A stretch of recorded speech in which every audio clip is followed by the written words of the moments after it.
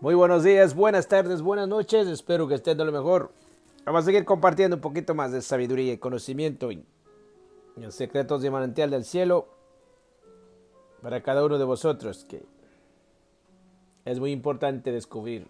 Si te gusta lo narrado, pues dale un like, y si no, no se preocupen. Vamos con el 11º día del misterio de Belicena Vilca.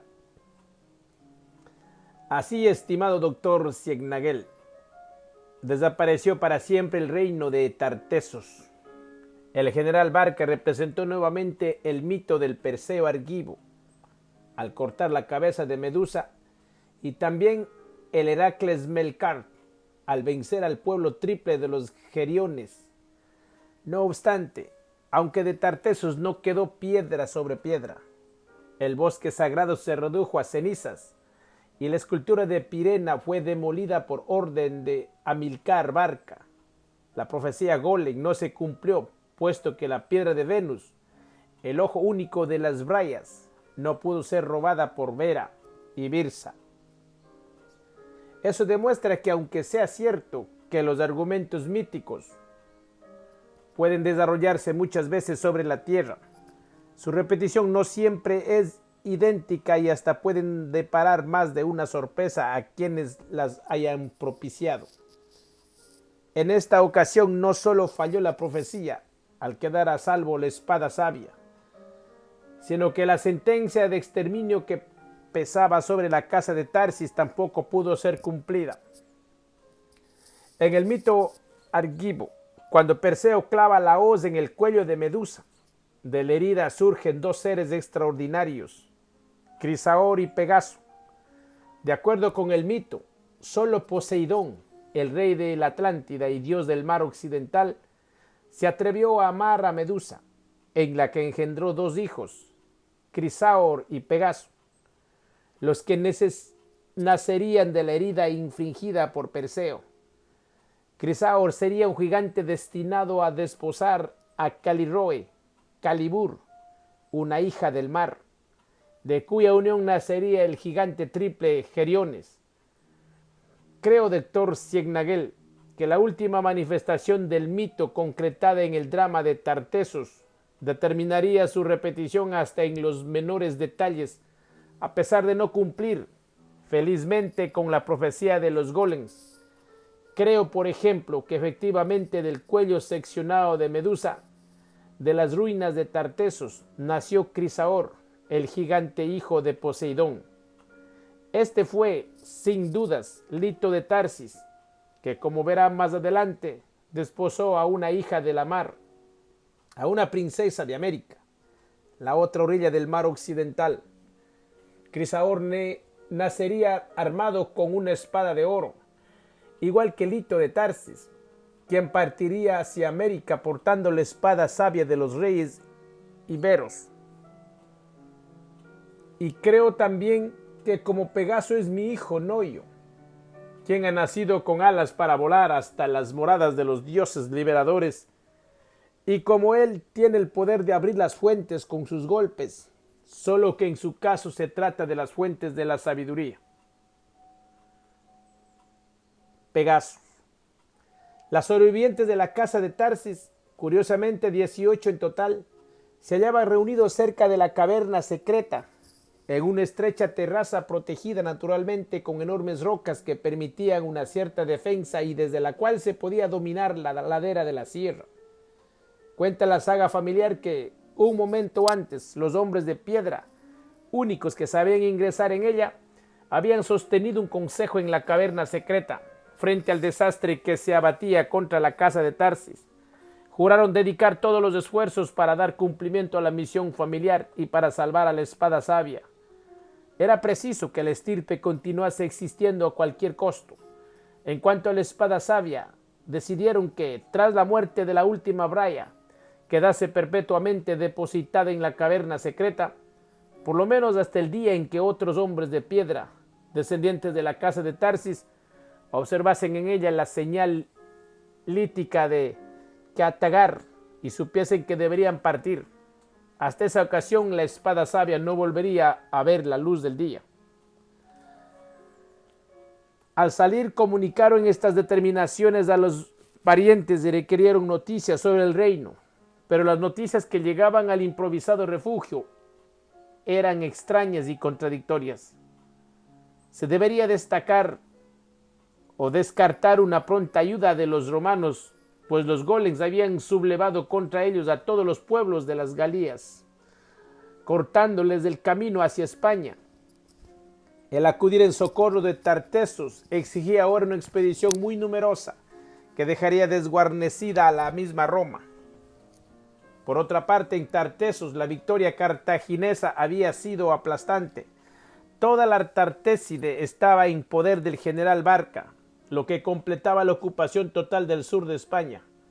A los señores de Tarsis solo les quedaban sus vidas y un batallón de fieles y aguerridos guardias reales. Sin embargo, algo extraño y contradictorio ocurrió.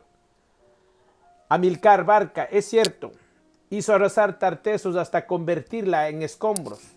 En esta acción tanto él como el ejército mercenario actuaron movidos por una furia homicida que superaba todo razonamiento, por una fuerza indominable que se apoderó de ellos y no los abandonó hasta no haber destruido completamente la ciudad ya ocupada. Fue como si el odio experimentado durante siglos por los golems contra la casa de Tarsis se hubiese acumulado en algún oscuro recipiente, quizás en el mito de Perseo, para descargarse todo junto en el alma de los cartagineses. Empero, luego de consumarse la irracional destrucción, el general Barca y los jefes militares que lo acompañaban recobraron bruscamente la lucidez, no siendo ajeno a ese fenómeno la muerte de los 20 golems y la partida de Vera y Birsa. Momentáneamente algo se había interrumpido, algo que impulsaba al general Barca a desear la aniquilación de la casa de Tarsis. Y no quedaban más golems en la Tartéside para reiniciarlo. Entonces, libre por el momento de la pasión destructiva del perso Argivo, Amílcar Barca obró con la sensatez de un auténtico cartaginés, es decir, pensó en sus intereses personales. Para Amílcar Barca el enemigo no estaba solamente en Roma. Allí, en todo caso, estaba el enemigo de Cartago. Pero en Cartago también estaban los enemigos de Amílcar Barca, los que envidiaban su carrera de general exitoso y desconfiaban de su poder, los que lo habían enviado 8 años antes a conquistar aquel país inhóspito y no tenían intenciones de hacerlo regresar. Pero Amílcar Barca les pagaría con la misma moneda, demostraría hacia el gobierno de Cartago la misma indiferencia y usufructuaría en provecho propio de su familia el inmenso territorio conquistado. España sería la hacienda particular de los Barca. Mas para eso habría que contar con la imprescindible colaboración de la población nativa, que había manejado hasta entonces al país y conocía todos los resortes de su funcionamiento. Y aquellos pueblos belicosos que fueron libres por siglos no se someterían fácilmente a la esclavitud. Esto lo advertían claramente los bárcidas, a menos que sus propios reyes y señores los convenciesen de que era mejor no resistir la ocupación. La solución no sería imposible, pues, según la particular filosofía de los cartagineses, solo deberían ser destruido aquel que no pudiese ser comprado. La extraña y contradictoria noticia llegó así al refugio de los señores de Tarsis.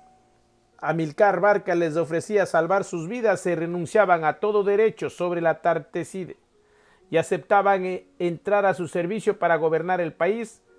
En caso contrario, serían exterminados como reclamaban los golems.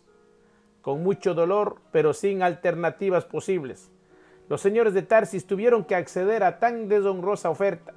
Lo hacía por un interés superior, por la misión familiar y la espada sabia.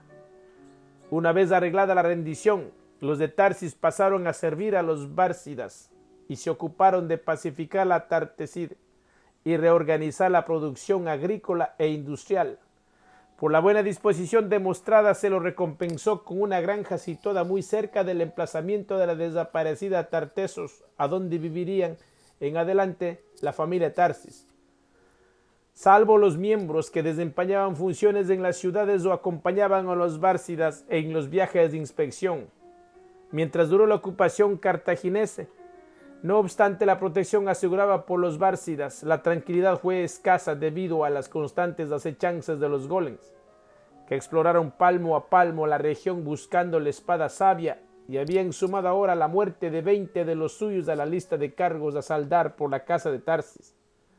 A la muerte de Amílcar Barca en el 228 a.C., le sucede que su hijo Asdrúbal Barca, pero tras ser asesinado en el 220 a.C., asume el mando del ejército cartaginés el hijo de este, Aníbal Barca. El nieto de Amílcar invade la colonia griega de Sagunto en el año 219 a.C., que estaba bajo la protección de Roma, e inicia con esa acción la Segunda Guerra Púnica, que finalizaría en el 201 a.C., con la rendición incondicional de Cartago. 30 años después de la destrucción de Tartessos, España se veía libre para siempre del invasor cartaginés. Pero ya era tarde para Tartessos. El nuevo ocupante romano no abandonaría la península hasta la desmembración de su propio imperio 600 años más tarde.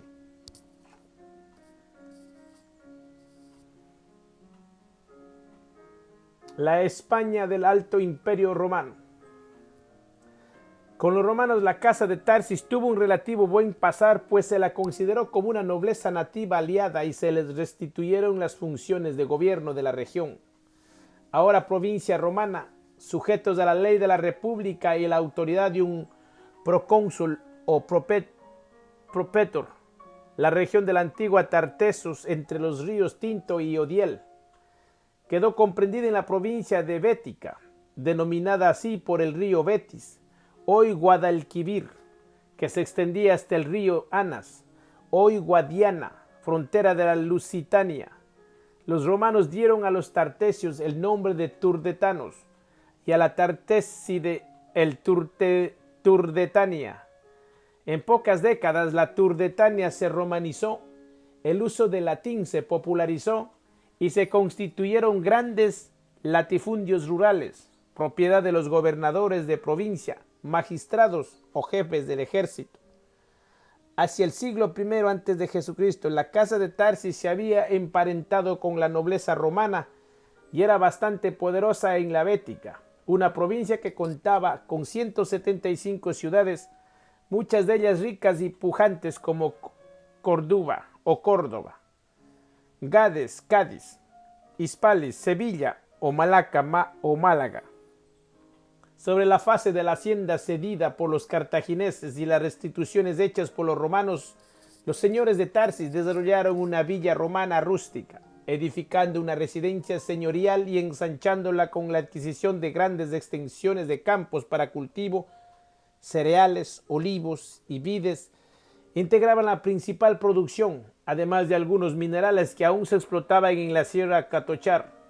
Cabe aclarar que los romanos la castraron como Villa de Turdes y que sus moradores fueron llamados señores de Turdes, mientras gobernó el Imperio Romano, aunque yo los seguiré mencionando señores de Tarsis para mantener la continuidad del relato.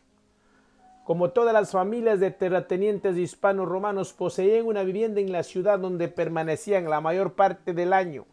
Sin embargo, siempre que podían, preferían retirarse a la finca campestre, pues su mayor interés era estar cerca de la caverna secreta. Los golems no tenían ninguna posibilidad de influir sobre la población romana y su poder solo se conservaba intacto en la Lusitania, en algunas regiones de la Galia, en Britania e Hibernia. Después de las campañas de Julio César, este poder pareció decrecer completamente y durante un tiempo se creyó que la amenaza estaba definitivamente conjurada. Esto, como se vio luego, era un error de apreciación, una nueva subestimación sobre la capacidad de los golems para llevar a cabo sus planes. Con respecto al culto del fuego frío, los señores de Tarsis no tuvieron problemas en reimplantarlo, pues los romanos eran notablemente tolerantes en materia religiosa y además ellos también adoraban el fuego desde épocas remotas. En la villa de Tarsis construyeron un lararium dedicado a la Vesta, la diosa romana del fuego del hogar. Allí frente a la estatua de la diosa Vesta Pirena ardía la lámpara perenne del hogar. la flama alar que no debía apagarse nunca. A pesar de tratarse ahora de un culto privado, la casa de Tarsis no había perdido su fama de familia de místicos y taumaturgos, y pronto su villa se convirtió en otro lugar de peregrinación para los buscadores del espíritu. Sin alcanzar naturalmente las proporciones de la época de Tartessos, la familia dio a Roma buenos funcionarios y militares, aparte de contribuir con su producción de alimentos y minerales, pero también la proveyó de arúspices, augures y vestales. 12º día. El emperador Constantino, con el edicto de Milán del año 313, legaliza el cristianismo y le concede derechos equivalentes a los de cultos paganos oficiales. Hacia el final del siglo IV, en el año 381, y por obra del emperador Teodosio I, se declara el cristianismo religión oficial del Estado. Y se prohíben los cultos paganos. En 386 se ordena, mediante un decreto imperial, el cierre de todos los templos paganos, y en 392, por ley imperial, se considera y castiga el culto pagano como crimen de lesa majestad, es decir, sancionado con la pena de muerte. Estas medidas no afectaron a los señores de Tarsis, pues años antes ya habían adoptado el cristianismo como religión familiar. El culto de Jesús Cristo provenía del país de Canaán, la patria de los Golem, y tal origen resultó, como es lógico, sospechoso de entrada, pero además estaba el pretendido fundamento cultural del drama de Jesús. Las profecías registradas en un conjunto de libros canónicos de los hebreos, quienes afirman ser el pueblo elegido del Dios creador, nada de esto convencía a los señores de Tarsis, y por el contrario, cuanto más observaban aquel nuevo culto oriental, más se persuadían de que tras él se ocultaba una colosal conspiración urdida por la fraternidad blanca. ¿Cómo fue entonces que adoptaron el cristianismo como religión familiar? Porque por sobre la procedencia del culto y la afiliación de sus cultores, existía un hecho incuestionable, que la historia narrada en los evangelios era en parte verdadera. Esto lo podían asegurar los señores de Tarsis sin ningún género de dudas, pues ellos lo conocían desde miles de años atrás, mucho tiempo antes de que Jesús viviese en Palestina, pues aquella era indudablemente una nueva versión de la historia de Nabután. Para conocer la historia en toda su pureza habría que remontarse miles de años en el pasado, hasta la época de los atlantes blancos, padres de todos los pueblos blancos del pacto de sangre. Ellos aseguraban estar guiados por Nabután, el gran jefe blanco que había descubierto el secreto del encadenamiento espiritual y les había revelado el modo en que el espíritu podría abandonar la materia y ser libre y eterno más allá de las estrellas, es decir, más allá de las moradas de los dioses y de las potencias de la materia. De acuerdo con los relatos de los atlantes blancos, Nabután era un dios que existía, libre y eterno como todos los espíritus hiperbóreos. Allende las estrellas, el dios incognoscible, de quien nada puede afirmarse desde más acá del origen Nabután, y otros dioses, estaban furiosos porque un sector de la raza del espíritu se hallaba detenida en el universo de la materia, y la ira no iba dirigida solamente contra las potencias de la materia que retenían a los espíritus, sino también contra el espíritu débil, contra el espíritu carente de voluntad graciosa para quebrar la ilusión del gran engaño y liberarse por sí mismo. En la tierra, el espíritu había sido encadenado al animal hombre para que su fuerza volitiva acelerase la evolución de la estructura psíquica de éste. Y tan férreo era el encadenamiento, tan sumido estaba el espíritu en la naturaleza anímica del animal hombre, que había olvidado su origen y creía ser un producto de la naturaleza y de las potencias de la materia, una creación de los dioses. En otras ocasiones, desde que el espíritu permanecía en la tierra, los dioses liberadores, sus espíritus hermanos, acudieron en su ayuda y muchos fueron liberados y regresaron con ellos. Por esa causa se libraron terribles batallas contra las potencias de la materia.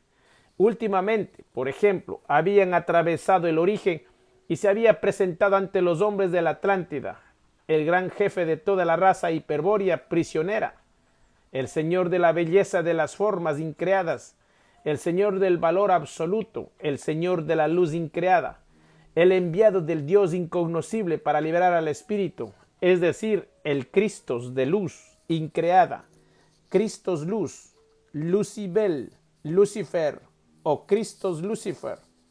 Pero la manifestación de Cristos Lucifer en la Atlántida causó la destrucción de su civilización materialista. La batalla de la Atlántida culminó con el hundimiento del continente, mucho después de que aquel hubiese regresado al origen. En esas circunstancias, frente a la catástrofe inminente de la Atlántida, se desarrolla la historia de Nabután. Los hombres amarillos, los hombres rojos, los hombres negros, todos perecerán en un cataclismo peor que el que se avecina en la Atlántida. El que preocupa a los dioses liberadores es el cataclismo espiritual, el abismo en el que se sumergirán aún aquellos que sobrevivan al hundimiento de la Atlántida.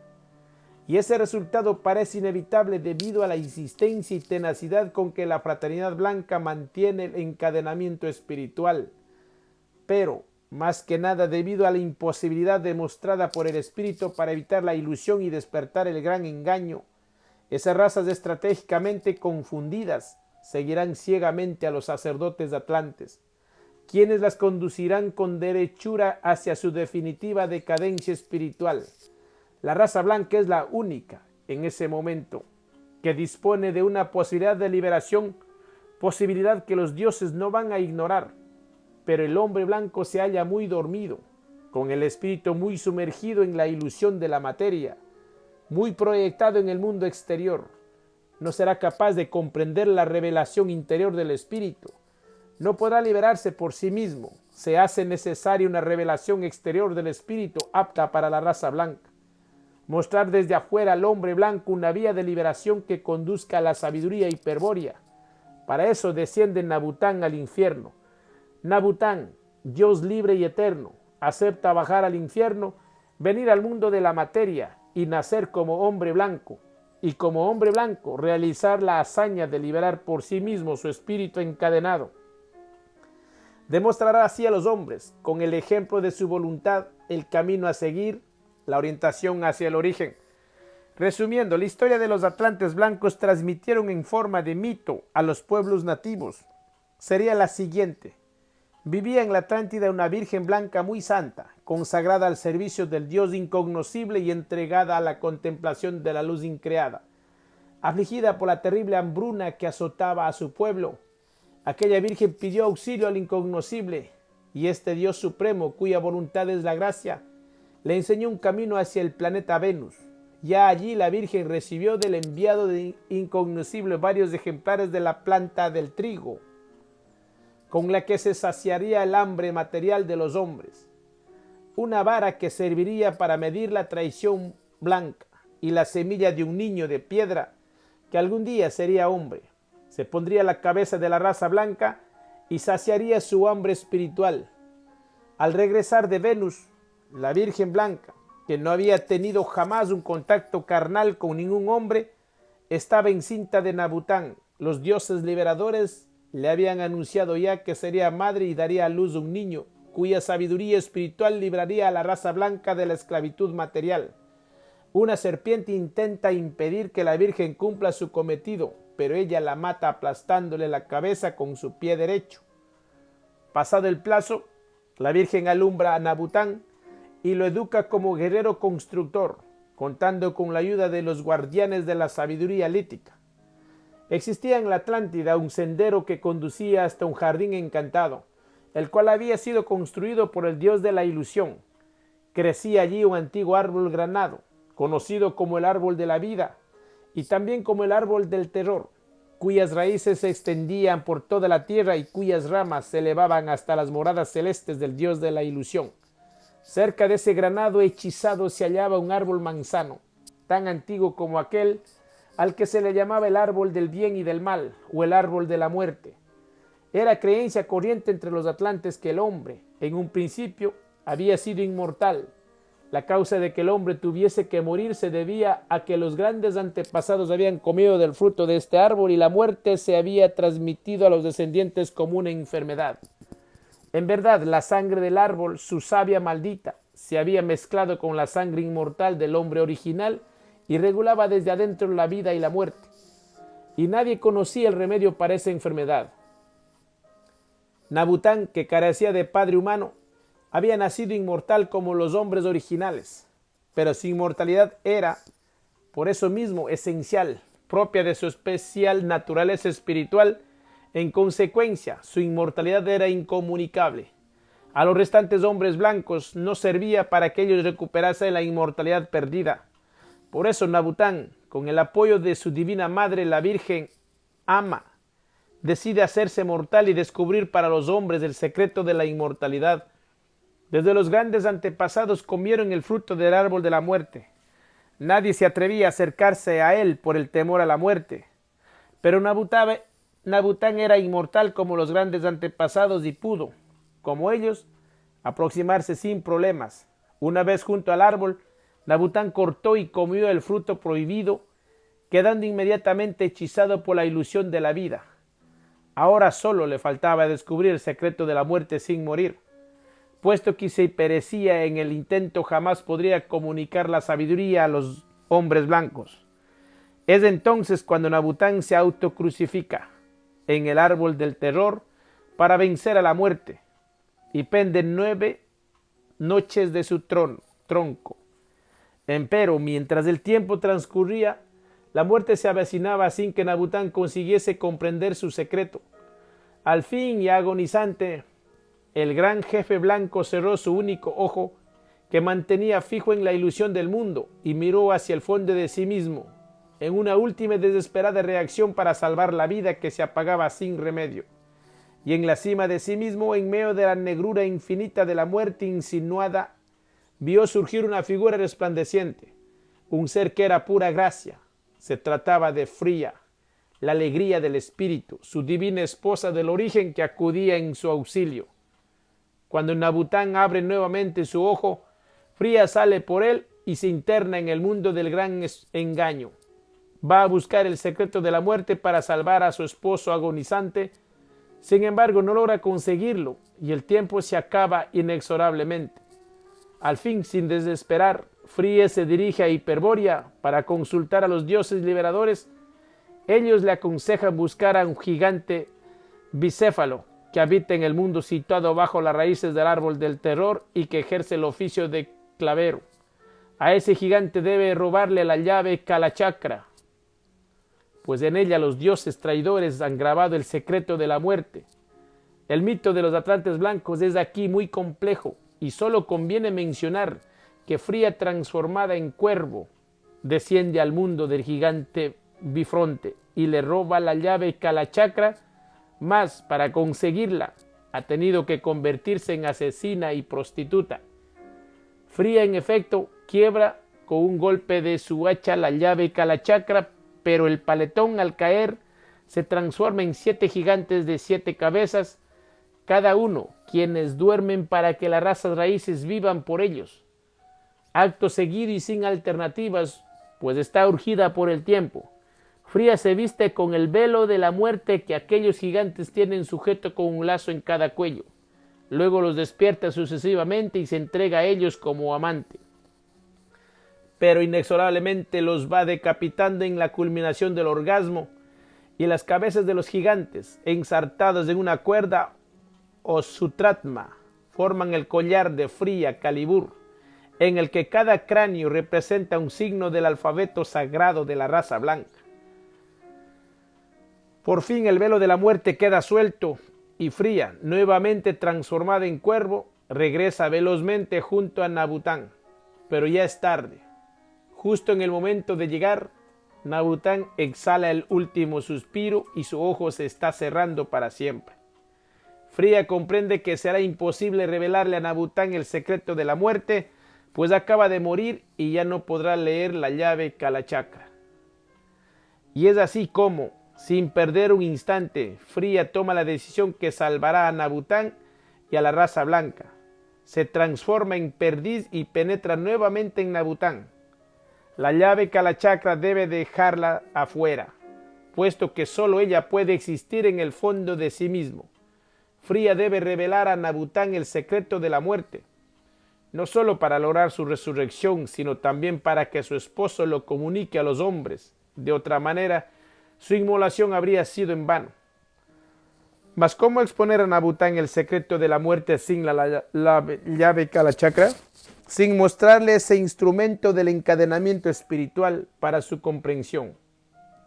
Y Fría lo decide en ese instante: como perdiz, danzará el secreto de la vida y de la muerte. Expresará con la danza la más alta sabiduría que le sea posible comprender al hombre mortal desde afuera de sí mismo. Y Fría, danzando en el fondo de sí mismo, revela a Nabután el secreto procedente de afuera de sí mismo. Y Nabután lo comprende, se corta el hechizo causado por el fruto del árbol de la vida y de la muerte, y resucita nuevamente como inmortal. Y al bajar de su crucifixión en el árbol, repara que su cuerpo se ha transmutado y ahora es de piedra pura, y que puede comprender y expresar la lengua de los pájaros. Entonces Nabután enseña a los atlantes blancos las 13 más 3 brunas mediante la lengua de los pájaros, y los encamina a comprender el signo del origen, con lo que obtendrán la más alta sabiduría. Serán inmortales mientras el espíritu permanece encadenado al animal hombre, y conquistarán la eternidad cuando ganen la batalla contra las potencias de la materia y sean libres en el origen. Hasta aquí resumí, doctor Ciegnagel, la historia de Nabután de acuerdo al relato mítico de los atlantes blancos. Es fácil advertir que tenía muchos puntos comunes con la historia evangélica de Jesucristo. Ambas historias tratan de un Dios hecho hombre. Ambos dioses nacen de una virgen. Ambos mueren por crucifixión voluntaria. Ambos resucitan. Ambos dejan el testamento de su sabiduría. Ambos forman discípulos a los que revelan la buena nueva, que estos deberían comunicar a sus semejantes. Ambos afirman que el reino no es de este mundo, etc. Pero es evidente que existen también diferencias fundamentales entre ambas doctrinas. Quizá las más acentuadas sean las siguientes. Nabután viene para liberar al espíritu de hombre de su prisión en el mundo del Dios creador. El espíritu es increado, es decir, no creado por el Dios creador, y por lo tanto, nada de lo que aquí acontece puede mancillarlo esencialmente y mucho menos afectarlo éticamente. El espíritu es inocente y puro en la eternidad del origen. De allí que Nabután afirme que el espíritu hiperbóreo, perteneciente a una raza guerrera, solo puede manifestar una actitud de hostilidad esencial hacia el mundo del Dios creador. Solo puede rebelarse ante el orden material, solo puede dudar de la realidad del mundo que constituye el gran engaño, solo puede rechazar como falso o enemigo a todo aquello que no sea producto de sí mismo, es decir, del espíritu, y solo puede alentar un único propósito con sabiduría: abandonar el mundo del Dios creador, donde es esclavo, y regresar al mundo del incognoscible, donde será nuevamente un Dios. Contrariamente, Jesucristo viene para salvar al alma del hombre del pecado, de la falta a la ley del Dios creador. El alma es creada por el Dios creador y debe obedecer ciegamente a la ley de su Padre. Todo cuando aquí acontece afecta éticamente al alma y puede aumentar su cota de pecado. El alma no es inocente ni pura, pues el hombre se halla en este mundo como castigo por un pecado original cometido por los padres del género humano y hereda, por consiguiente, el pecado original. De allí que Jesucristo afirme que el alma del hombre, la criatura más perfecta del Dios creador, solo debe manifestar una actitud de amor esencial hacia el mundo del Dios creador. Solo debe aceptar con resignación su puesto en el orden material. Solo debe creer en la realidad del mundo. Solo debe aceptar como verdadero y amigo a aquello que prueba venir en el nombre del Dios creador, y solo debe alentar un único propósito con sabiduría: permanecer en el mundo del Dios creador como oveja y ser pastoreada por Jesucristo o los sacerdotes que lo representen. Ser Dios o ser oveja, esa es la cuestión, doctor Ciegnagel. Según anticipé, cuando la ley imperial del año 392 amenazó considerar crimen de lesa majestad la práctica de los cultos paganos, hacía tiempo que la casa de Tarsis había aceptado el cristianismo como su religión familiar, Lógicamente, los señores de Tarsis veían claramente la marcha de los tiempos y su única prioridad desde la destrucción de Tartessos era dar cumplimiento a la misión familiar y preservar la espada sabia. Esta prioridad familiar determinaba una estrategia para la supervivencia de la estirpe, supervivencia que podía verse fuertemente amenazada tras una nueva persecución. Eran tiempos difíciles aquellos del siglo IV, la decadencia de Roma presentida por Polibio en el siglo II antes de Jesucristo se había convertido en realidad. El imperio, acechado en todas sus fronteras por pueblos invasores, ha incorporado regimientos enteros de mercenarios y entregado el mando de los ejércitos a los bárbaros. La agricultura de los pequeños productores hace siglo que se arruinó y desapareció en Italia, absorbida por los grandes terratenientes. Solo sobreviven en esos días los latifundios coloniales, entre ellos el que poseen en España los señores de Tarsis, contribuyendo con sus bajos precios a desestabilizar aún más la economía de la metrópolis. Frente a ese panorama de inseguridad generalizada, los señores de Tarsis, que ya no son reyes sino familia de terratenientes y funcionarios hispano-romanos, deben actuar con extrema cautela. El cristianismo, que se ha impuesto en la cumbre del poder imperial, está ahora apoyado por las lanzas y las espadas de los legionarios. Pero este cristianismo, a todas luces, no contiene principios doctrinarios que resulten absolutamente inaceptables para los señores de Tarsis, tal como ellos aprendieron duramente en su guerra contra los golem. Los mitos, las historias legendarias, los argumentos que están escritos en el cielo, pueden volver a repetirse en la tierra, y ellos están dispuestos a aceptar la historia de Jesús y hasta el mensaje, la buena nueva, como una especie de actualización del mito de Nabután. Los señores de Tarsis se harán cristianos porque mirarán a la historia de Jesús con la óptica de la sabiduría antigua y no discutirán las diferencias, aunque las tendrían presentes y no las olvidarán. Abrazarán la cruz y celebrarán los sacramentos de la Iglesia de Roma. Para todos los efectos serán cristianos consagrados. Incluso darán de sus hijos a la Iglesia. Pero entre ellos, en el seno de la casa de Tarsis, solo reconocerán como verdad lo que coincide con la historia de Nabután o con otros fragmentos de la sabiduría hiperbórea que la familia aún conserva, como en su momento los gnósticos y maniqueos, y como luego harán los cátaros y albigenses. Ellos aceptarán solo parte de los evangelios, especialmente el de Juan, y rechazarán de plano el Antiguo Testamento. Esto es lo que alegaban. El Dios de los judíos no era otro que Jehová Satanás, un aspecto o rostro del Dios uno creador del universo material. En el Génesis se narra la historia de la creación del universo material, donde sería esclavizado el espíritu increado y eterno. El universo creado es, pues, intrínsecamente maligno para el espíritu increado. El espíritu solo concede valor al mundo verdadero de donde él procede, y de donde provino también el Dios creador, puesto que el universo material ha sido evidentemente creado a imitación del mundo verdadero. Y en el Antiguo Testamento se narra asimismo la historia del pueblo elegido por Jehová Satanás para reinar por sobre todos los pueblos de la tierra. ¿No fue clara acaso la promesa que el Creador le hizo a Abraham? Alza tus ojos y mira desde el lugar donde estás hacia el septentrión, y el mediodía hacia el oriente y el poniente. Pues te daré para ti y para tu posteridad para siempre todo el país que tú divisas, y haré que tu descendencia sea numerosa como el polvo de la tierra. Si alguien puede contar el polvo de la tierra, puede contar también tu posteridad. Levántate, recorre la tierra a lo largo y a lo ancho, pues a ti y a tu descendencia se le dará. Génesis 13:14. Promesa que es luego reafirmada. Y sacándolo fuera, Jehová le dijo: mira al cielo y cuenta, si puedes, las estrellas.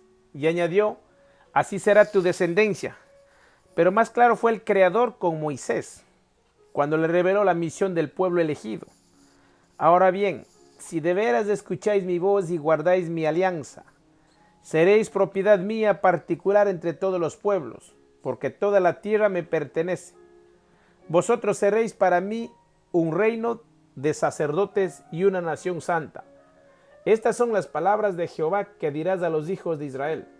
Y luego, yo concluiré la alianza, yo realizaré a la vista de todos los pueblos gentiles maravillas, cuales no han sido hechas jamás en toda la tierra y nación alguna, para que todos los pueblos que estén en torno a ti, Israel, vean la obra de Jehová, porque es terrible lo que voy a hacer por medio de ti. Cumple pues lo que yo voy a ordenarte en este día. Guárdate de pactar con los habitantes del país en el que vas a entrar, no sea que se conviertan en un lazo para ti.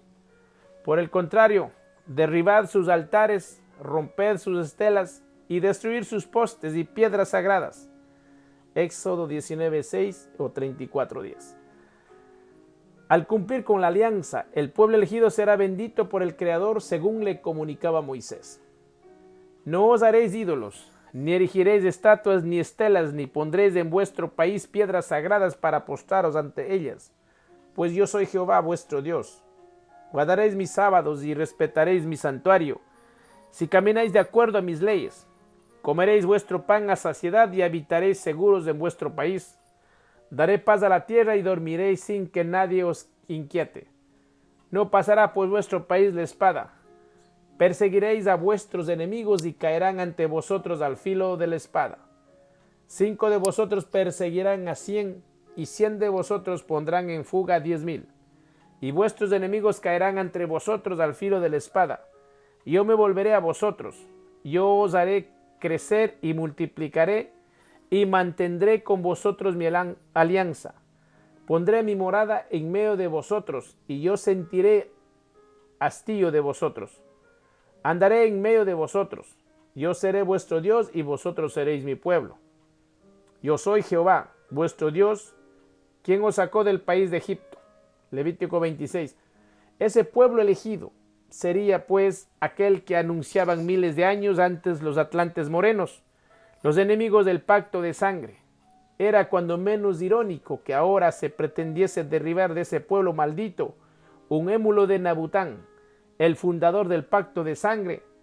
Pero Jesús no venía a salvar al pacto de sangre, sino precisamente a destruirlo para siempre, lo que demuestra que era consecuente con su procedencia del pueblo elegido por Jesús Cristo. La sangre pura se degradaría como nunca, la humanidad entera se bastardizaría, el valor se cuajaría en las venas y sería reemplazado por el temor de Dios uno. Y cuando el hombre se materializase y ya no respondiese al temor de Dios uno, el valor igualmente no podría aflorar, pues el hombre se habría hundido en la degradación moral de la decadencia cultural. Se habría afeminado y ablandado, se habría confundido en un universal canalla del espíritu. Pero de esa vil canalla, naturalmente, tanto la Iglesia como las otras sectas fundadas por el pueblo elegido y la fraternidad blanca extraerían lo mejor de la tierra. Es decir, aquellos que los apoyarían y secundarían con ardor, los sacerdotes y los fieles, los miembros de las sociedades secretas que dominarían el mundo y la canalla del espíritu que aprobarían su gobierno. Gusanos y serpientes, borregos y ovejas, palomas de la paz, ningún águila, ningún cóndor. Dr. Ciegnagel. Por supuesto que la excepción a esta regla deja a salvo al de los de la sangre pura. A todos los que intuyen que con la crucifixión se debe liberar el Espíritu Eterno, que jamás pecó, y no salvar el alma pecadora, a los que quieren un Cristo guerrero y no un Cristo pastor, a los que presienten un Cristo de luz increada y no a los que perciben un Cristo material. El Cristo que concebían los señores de Tarsis, por ejemplo, era un Dios de espíritu puro, de luz increada, que si se manifestase en la tierra, lo harían luciendo la corona del rey y empuñando la espada. Y en esa parusia, la sola presencia de Cristo bastaría para causar una aristocracia del espíritu entre los hombres, que pondrían fin a la confusión de la canalla espiritual. Cristo se comunicaría entonces carismáticamente a los hombres, les hablaría directamente en su sangre pura, y quienes mejor le escuchasen serían realmente los más virtuosos, los más espirituales, los verdaderos cristianos. 13º día. Como se ve, los señores de Tarsis eran cristianos, sui generis, y si la iglesia hubiese descubierto su modo de pensar, seguramente los habría condenado como herejes. Pero ellos se cuidaron siempre de expresar públicamente sus ideas. Lejos estaban los tiempos en los que la casa de Tarsis custodiaba el culto del fuego frío y asumía la obligación de su conservación y difusión. Luego de la destrucción de Tartessos y del juramento hecho por los últimos hombres de piedra, la prioridad que se había impuesto consistía en cumplir con la misión familiar y salvar la espada sabia. Y para ello sería menester pasar lo más desapercibidos posible, concentrados solo en sus objetivos. No olvidaban que la espada sabia todavía guardaba en la caverna secreta y que pesaba sobre ellos la sentencia de los golem o gorren, es decir, de los cerdos, como despectivamente los calificaban los señores de Tarsis en alusión a la sentencia escrita con la sangre de las brayas. Si bien los señores de Tarsis no hablaban sobre sus ideas religiosas, en cambio optaban y no habían ostensiblemente para atraer la atención sobre el comportamiento ejemplar y desviarla de los pensamientos discutibles. Los favorecía en gran medida la gran ignorancia que caracterizaba a los clérigos y obispos de la época. Esto solo se fijaba en la parte exterior del culto y en la fe y obediencia demostrada por los creyentes. Y en ese sentido, los de Tarsis constituían un modelo de familia cristiana. Eran ricos terratenientes, pero muy humildes y virtuosos. Siempre trabajando sus propiedades en Huelva, pasaban gran parte del año en la campaña. Ayudaban generosamente a la iglesia y mantenían en la villa de Tarsis una basílica consagrada a la Santísima Virgen. Hasta habían formado con la gente de la aldea de Turdes una orden menor de lectores encargado de exponer el evangelio a los catecúmenos que iban a ser bautizados. Si la iglesia podía estar orgullosa de la casa de Tarsis, en verdad los señores de Tarsis no mentían en esto, pues afirmaban que la imagen más pura del nuevo cristianismo era la de la Virgen María. Por eso, ya a mediados del siglo III, transformaron la basílica romana donde se oficiaba el culto de Vesta en una iglesia cristiana. Conservaron el edificio intacto, pero reemplazaron la estatua de Vesta y construyeron un altar para celebrar la Eucaristía, en el que depositaron también la lámpara perenne.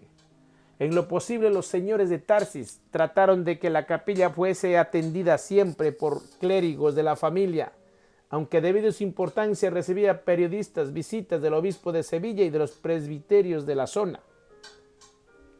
La adoración elegida para el culto de la Virgen tenía origen autóctono, pues los mismos señores de Tarsis, cuando se presentaron frente a los sacerdotes cristianos, lo hicieron asegurando que habían presenciado una manifestación de la Virgen.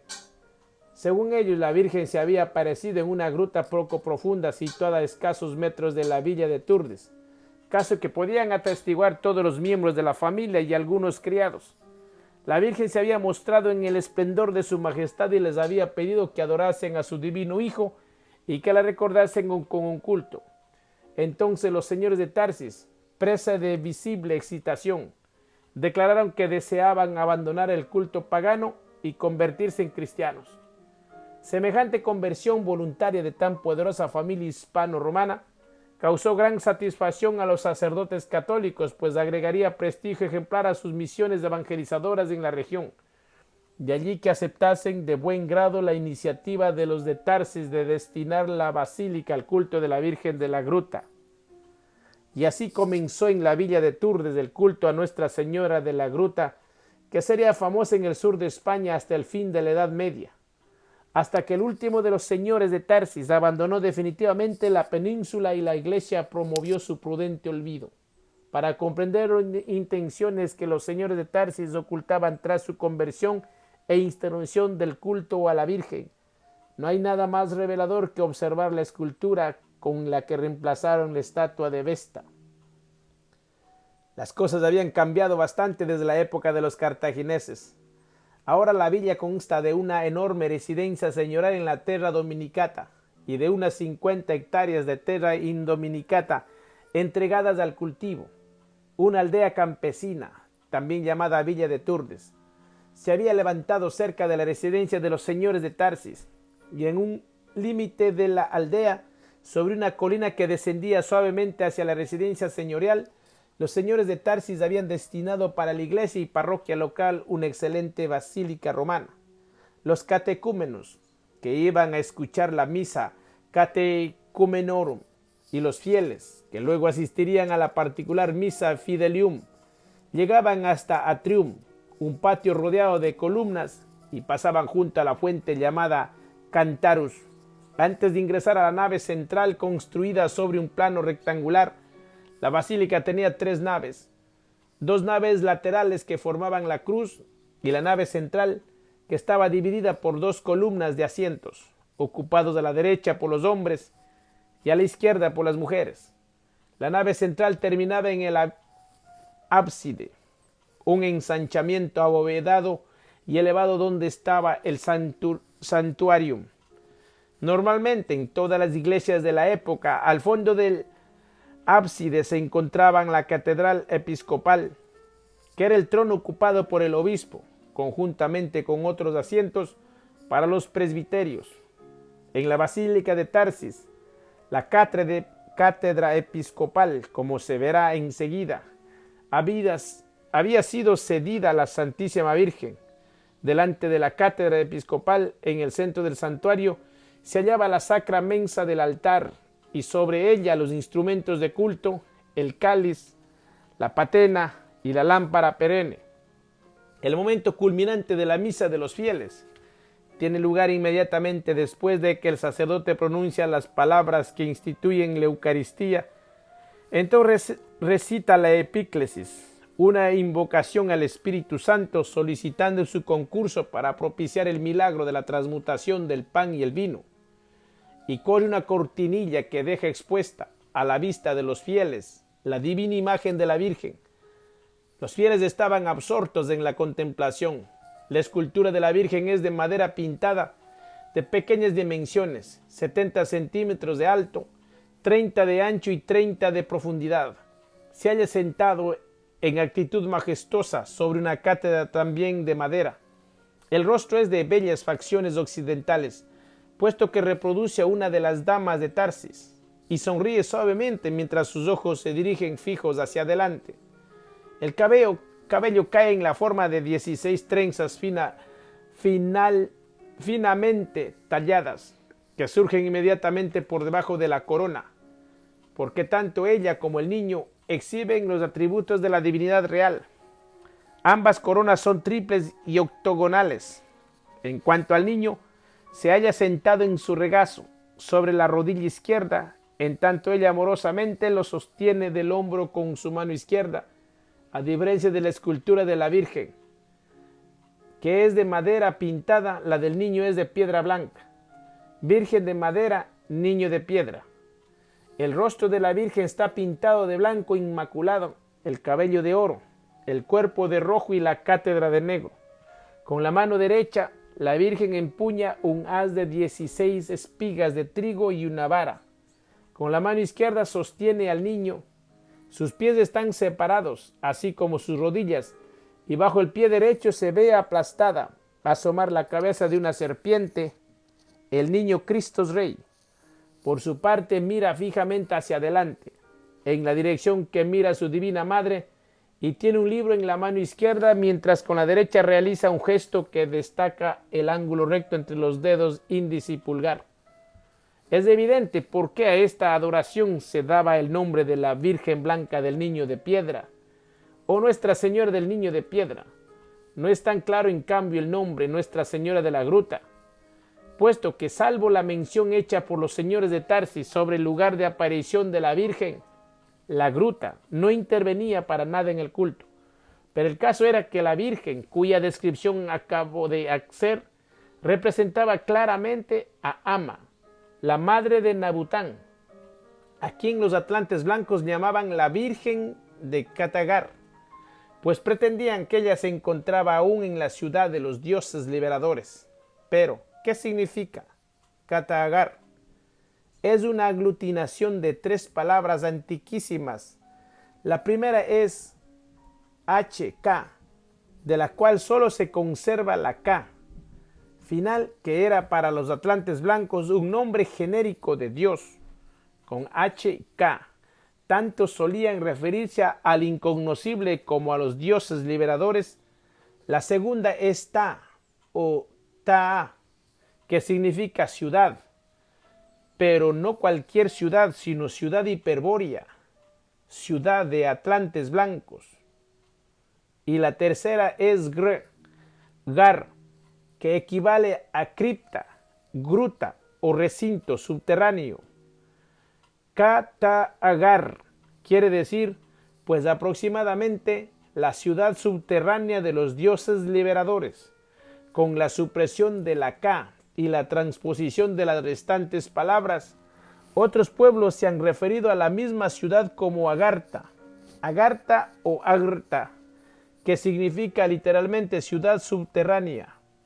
La Virgen de Katagar es también la Virgen de Agartha, pero Agartha puede ser interpretada a sí mismo como la gruta.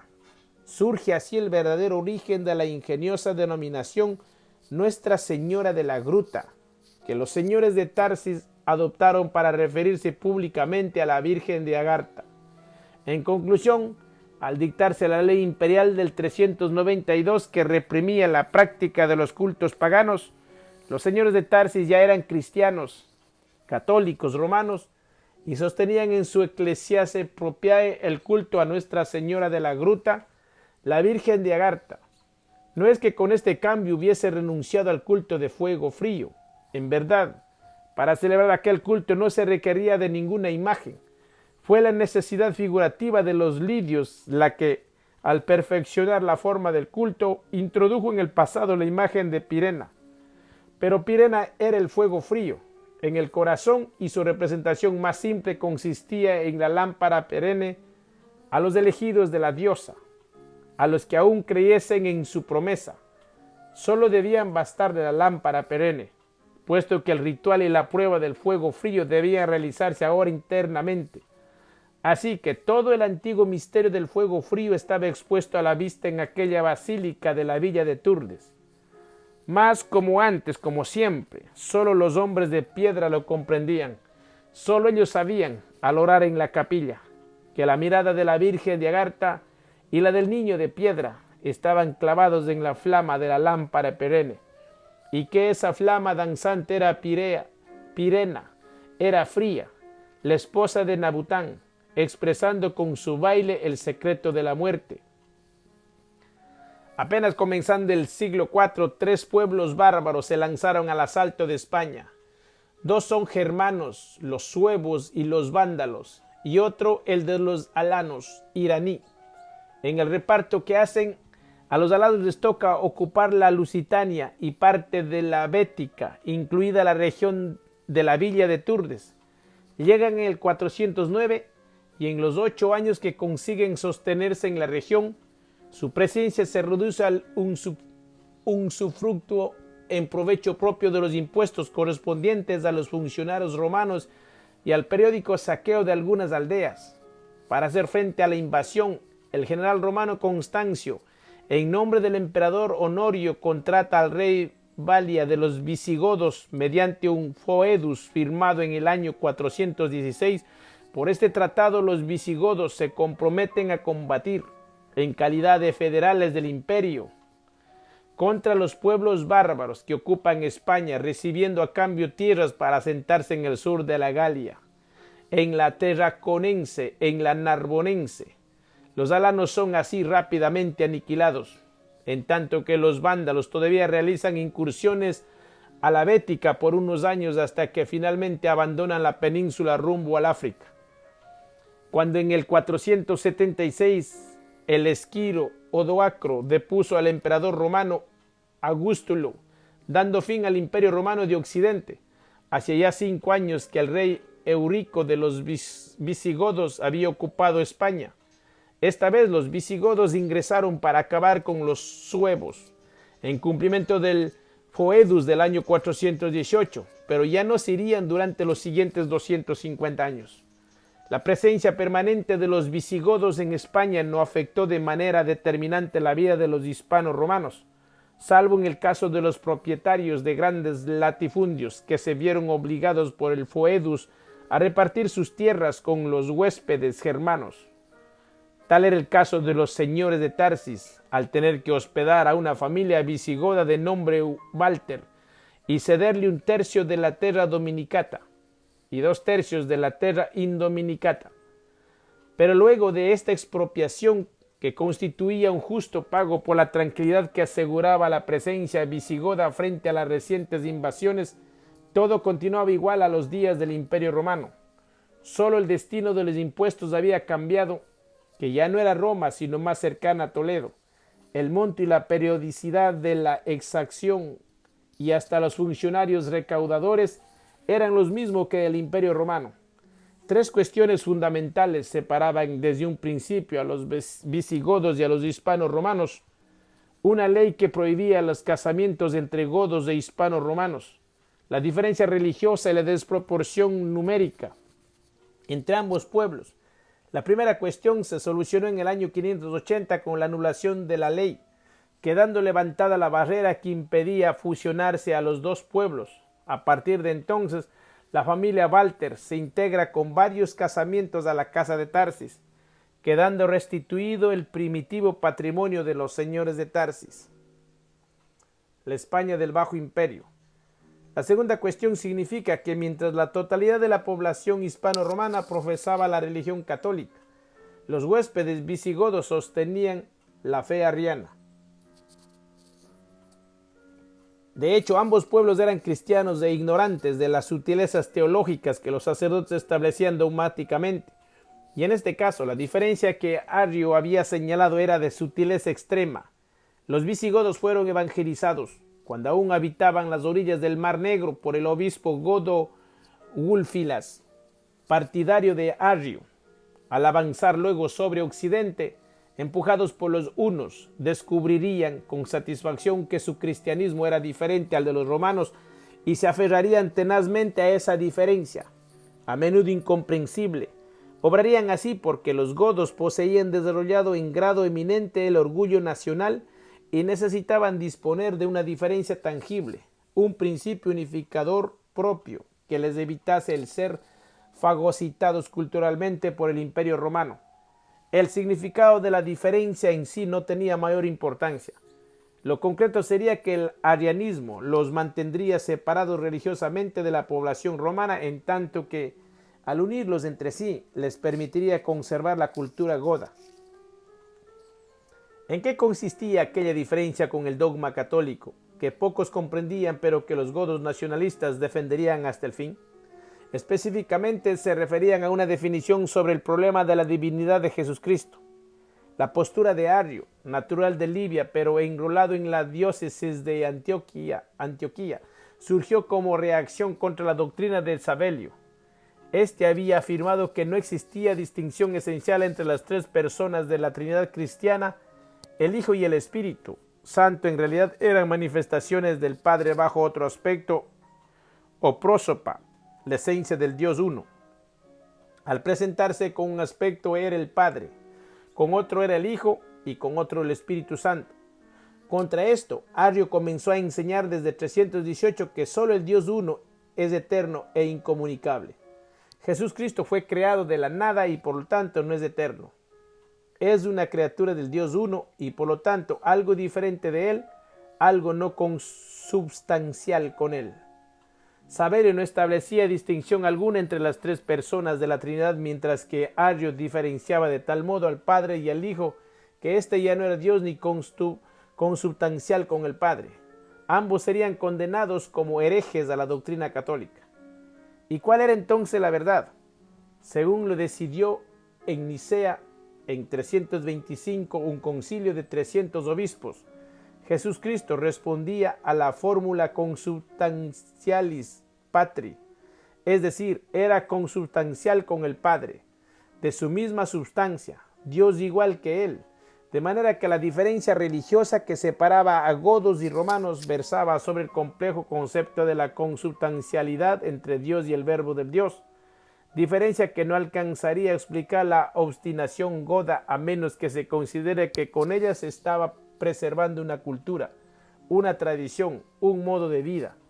Quizá no se evidencia en su real dimensión el peligro de inmersión en la cultura romana que denunciaban los nacionalistas godos si no se repara en la tercera cuestión, la de la desproporción numérica entre ambos pueblos, porque los visigodos solo sumaban 200.000. Vale decir que una comunidad de 200.000 miembros recién llegados debían dominar a una población nativa de 9 millones de hispanos romanos, exponentes de un alto grado de civilización. A la luz de tales cifras se entiende mejor la reticencia de los godos a suprimir las diferencias religiosas y jurídicas que los aislaban de los hispanos romanos.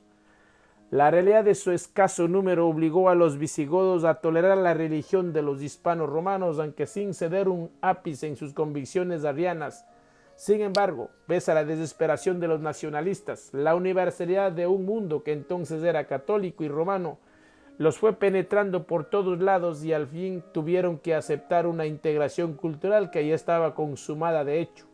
En el año 589, el rey Recaredo se convierte al catolicismo durante el Tercer Concilio de Toledo, concretando la unificación religiosa de todos los pueblos de España, siendo el de los godos un pueblo de raza indogermana, que se contaba entre los últimos que abandonaran el pacto de sangre, es decir, que estaban entre los de sangre más pura de la tierra. Es fácil concluir que su presencia en la península solo podían beneficiar a la casa de Tarsis, pero aquel paso dado por Recaredo elevaría, ya sin obstáculos, a los señores de Tarsis a las más nobles dignidades de la corte de Toledo. Desde el siglo VII, los de Tours de Walter serían condes visigodos. La unificación política de España, completada por su padre el rey Leovigildo, y la unificación religiosa llevada a cabo por Recaredo, iban a dejar al descubierto a un enemigo interno que hasta entonces había medrado con las diferencias que separaban a los dos pueblos. Se trataban de los miembros del pueblo elegido por Jehová Satanás, quienes profesan hacia los gentiles, es decir, hacia los que no pertenecen al pueblo elegido, un odio inextinguible, análogo al que los golem experimentan hacia la casa de Tarsis.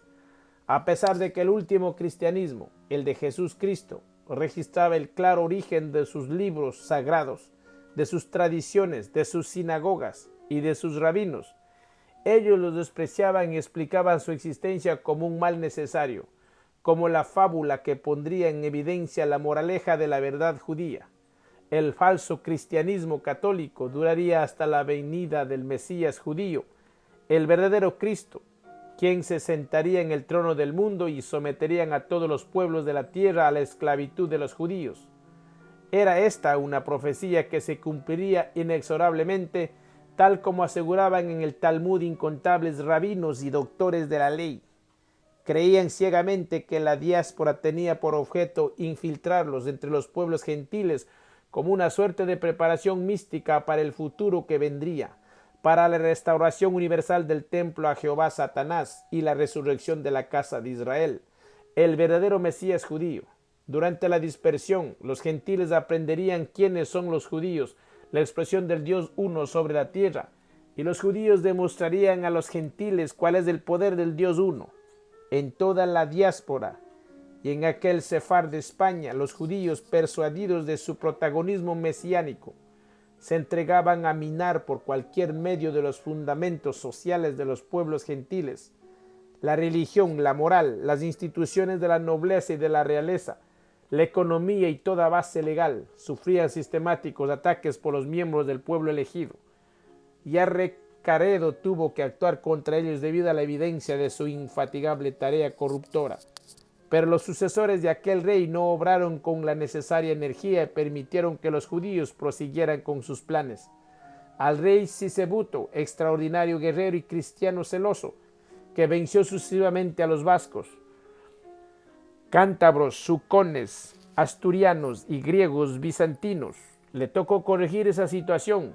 En abril 612 dicta una ley que le prohíbe a los judíos la posesión de esclavos cristianos. No se le ha de escapar, doctor Ciegnagel, la profunda ironía que implicaba aquella prohibición desde el punto de vista teológico, habida cuenta de que las profecías talmúdicas anunciaban la pronta esclavitud de los cristianos y goim. Desde luego, a los efectos jurídicos, la ley se reglamentó apuntando a los esclavos concretos y así ordenaban que a todo judío que después del 1 de julio de 612 se sorprendiesen en posesión de un esclavo cristiano le serían confiscados la mitad de sus bienes, en tanto que al esclavo se le concedería la libertad en calidad de ciudadano romano. También se puso en vigencia, por la misma ley, una disposición de los tiempos de Alarico II que mandaba ejecutar a los judíos que hubiesen convertido a un cristiano a su religión, incluso si se tratase de hijos de matrimonios mixtos. Muerto Sisebuto, se reúne en 633 el cuarto concilio de Toledo al que asiste el conde de Turdes en su carácter de obispo local.